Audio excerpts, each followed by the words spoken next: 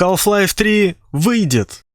Нет, это не кликбейт, да, я все объясню, да, я дам даже примерные сроки. Я сразу поясню, что речь не будет идти о «О боже, новый слив от разработчиков» или о том, как кто-то там на стриме дизайнера, который рисовал курьера для дотки в 2014 году, увидел в браузере краешком глаза надпись Half-Life 3. Нет, подобных полуконспирологических теорий не будет, только логика и факты. Давайте с самого начала. Я очень люблю вторую часть Half-Life, я прошел ее более 10 раз. Да, спидранеры или блогеры по халфе сейчас мило улыбнулись, но я обычный рядовой игрок, которому просто нравится эта игра. Давайте поближе познакомимся с Valve. Кто такие и с чем их едят? В первую очередь, это компания. Главная цель любой компании – это прибыль. Можно бесконечно долго витать в облаках и жить влажными мечтами, что Apple создает продукцию в первую очередь для людей, что Xiaomi – это полуальтруистическая компания, негодующая, что вышеупомянутая Apple завышает ценники и обворовывает тех самых людей. И Greenlight в Steam был исключительно, чтобы дать шанс новым разработчикам прославиться и показать миру свое творчество. Да, можно в это верить, но совершенно все компании нацелены только на прибыль. Но лицо компании тоже ведь важно. Конечно важно, но второе вытекает в первое. Плохая репутация у компании, просядут акции, что также плохо может сказаться на самой компании. Вспомните хотя бы, что происходило с EA на релизе Battlefront 2. Поэтому Valve играет на рынке почти без рисков. Но у Valve есть парочка крупных провалов. Steam Machine или Artifact, или тот же самый Greenlight. Но без этого никуда. Даже у Вентили провалы должны были случиться.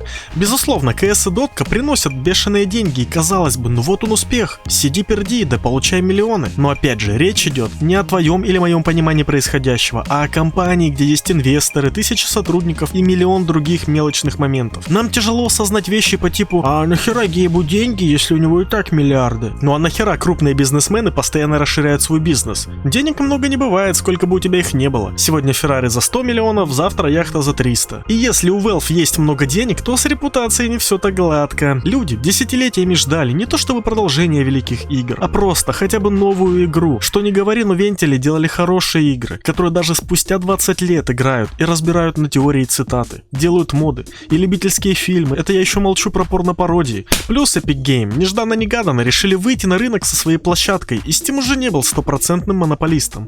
Да, Steam по-прежнему лидирующая платформа, но осознавать, что где-то там твой конкурент нагоняет тебя и, возможно, через 5-10 лет может потенциально дышать тебе в спину, а то, гляди, и перегнать, не самое лучшее чувство. Никто не любит уходить в забвение. Никто. Просто возьмите в пример любого актера из Голливуда, который был успешен в свое время, который тоже считал, что его карьера никогда не закончится, но спустя время он закономерно никому не нужен. Да, его фильмы смотрят, и возможно эти фильмы стали культовыми. Да, у него по-прежнему много денег, но такие актеры все равно будут пытаться из последних сил, чтобы о них хоть кто-то снова заговорил. Сейчас 2021 год, и мало какая студия хочет делать сингловые проекты. Никто не сидит в офисе и не думает, а как бы сделать новую классную игру, которая понравится всем, о которой будут говорить ближайшие 100 тысяч лет. Нет, так могут думать только инди-студии, ну камон, всем на них насрать. В компаниях, как я уже говорил, думают только о деньгах. Больших денег в сингловых играх просто-напросто нет, ну, за редким исключением. Проще доить мультиплеер и гарантированно лутать миллионы, периодически добавлять скинчики или раз в год делать какой-нибудь там типа обновления. На разработку сингл-игры уходит уже не 10, а 100, а то и 200 и 300 миллионов долларов, и гарантии, что она купится, просто нет. Но я уверен, что большинство фанатов Half-Life готовы играть в потенциальную третью часть даже на движке Source 2 со старой графикой, благо она и сейчас выглядит приемлемо. И Valve тоже об этом знают, поверьте. Да, пару лет назад был типа слив сюжета Half-Life 3 от главного сценариста, но он сам позже сказал, что это был просто фанфик. Позже он также добавил, что без него будущее Half-Life будет даже лучше, она получит свежесть и не будет тенью прошлых игр. Ну возьмите в пример хотя бы просто выход серьезного Сэма 4. Ну камон, пацаны. Вообще, когда старички пытаются вернуть былое, обычно это заканчивается полным крахом, будь это геймдев или даже музыкальная индустрия. Но мы забываем самое главное, что нужно знать про Valve. Это инновации.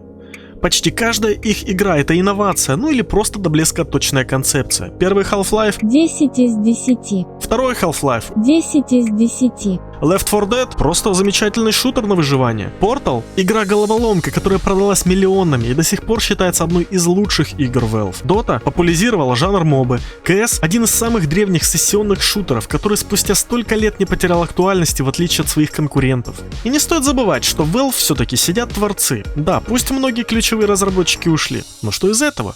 Пришла новая кровь, которая готова творить. Half-Life 3 не вышла, потому что не смогла стать инновационной. Пока ее бесконечно откладывали, параллельно выходили более новые и уникальные игры, которые давали совершенно новый экспириенс. И какой сделать Half-Life 3 просто уже не понимали. Ее вроде как даже хотели сделать стратегией. Понимаете, насколько отчаялись разработчики? Да, опять же, фанатам все равно, им достаточно просто выпустить каноничный сюжет в обертке старой Half-Life, но здесь не все так просто. Пока все переносы и неразберихи творились внутри студии, не вышедшая Half-Life 3 уже стала неким культом. По мнению разработчика, она должна была быть больше, чем игрой. Вокруг нее все эти годы было столько шума, столько теорий, столько ожиданий. Она не могла быть просто хорошей игрой. Она должна была стать лучше. И знаете, на что это похоже? Когда к твоей мамке пришли гости и начинают обсуждать тебя, пока ты сидишь в своей комнате. Ух, Машка, какой у тебя сын красивый. Наверное, девок отбоя нет. И ты такой выходишь из своей комнаты.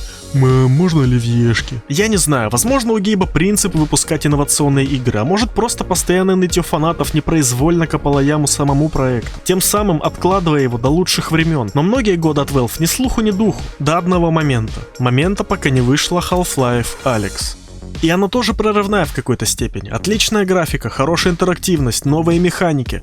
Уровень продаж очков виртуальной реальности поднялся до небес. И вы можете по-разному относиться к этой игре. Лично я считаю ее выдающейся. Она справлялась с самой главной задачей. Сохранила дух оригинала. И это тоже не просто так. Понятно будет любому дураку, что это всего лишь прощупывание почвы. Помнит ли франшизу? Заинтересуются ли ей новые игроки? И судя по продажам, очень даже помнят и очень даже интересуются. Сам Гейб Ньюэлл сказал, что отзывы об игре очень вдохновили разработчиков. И сейчас они работают над сразу несколькими новыми проектами. Правда, связаны ли они с Half-Life, он отмолчался. Ну блин, дураку понятно, что, конечно, как минимум, один из них это и есть Half-Life 3. Гейб также сказал, что студия несколько раз начинала работать над Half-Life, но работа постоянно отменялась из-за того, что не соответствовала собственным амбициям разработчиков. И прошу заметить, здесь очень важный момент, игра могла не соответствовать ожиданиям фанатов. То есть это, грубо говоря, то, о чем я говорил ранее. Я на 100% уверен, что Half-Life выйдет в ближайшие 5 лет. Вот попомните мои слова. Если же в течение 5 лет не выйдет, можете смело возвращаться к этому видео, ставить дизлайк и отвести мою маму на сеанс кино в комментариях. Ну давайте подытожим. За многие годы бездействия Valve начинали терять свое лицо у игроков. Постоянные отмены культовых игр, история с шапками, неудачные артефакты, никому не нужные шахматы. А паразитировать на CS и Dota тоже бесконечно нельзя. С выходом Half-Life Alyx Valve поняла, что есть порох в пороховницах. За столько лет у них уже есть достаточное количество наработок и идей, которые можно и нужно реализовывать. После Half-Life Alyx простор для развития интересного сюжета просто бесконечный. Есть много теорий, что сейчас делают игру, но по вселенной Half-Life. Про некую библиотеку или про 7-часовую войну. Лично я уверен, что делают именно Half-Life 3, и я уверен, что она выйдет в 2024 году, на юбилей второй части. Хотя, зная Valve, такие вещи лучше вслух не говорить. Ни одна компания не будет выбрасывать в мусорку свои успешные линейки игр. Нам просто нужно подождать. Благо, фанаты Half-Life это умеют делать как никто другой. Но есть одна проблема, и она может оказаться действительно большой. Это слишком завышенные ожидания.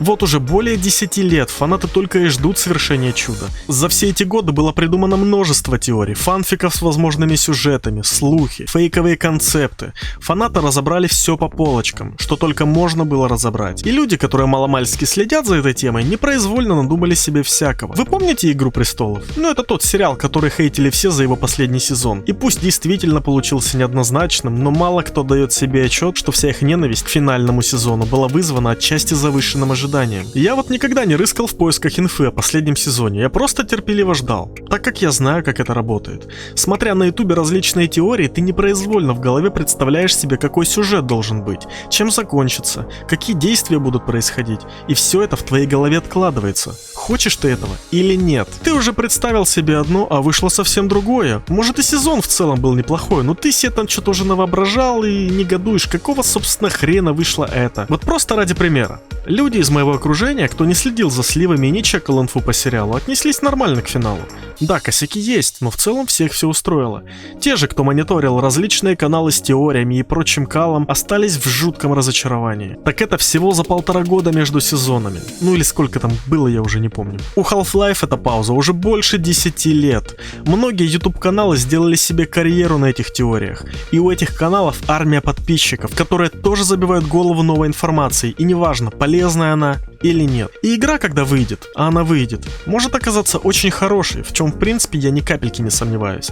Но есть шанс, что она окажется не той, которую ты себе придумал. Я думаю, что такого не произойдет, но все же опасения есть. Поэтому не ссыте, пацаны. Выйдет ваш Half-Life. Выйдет.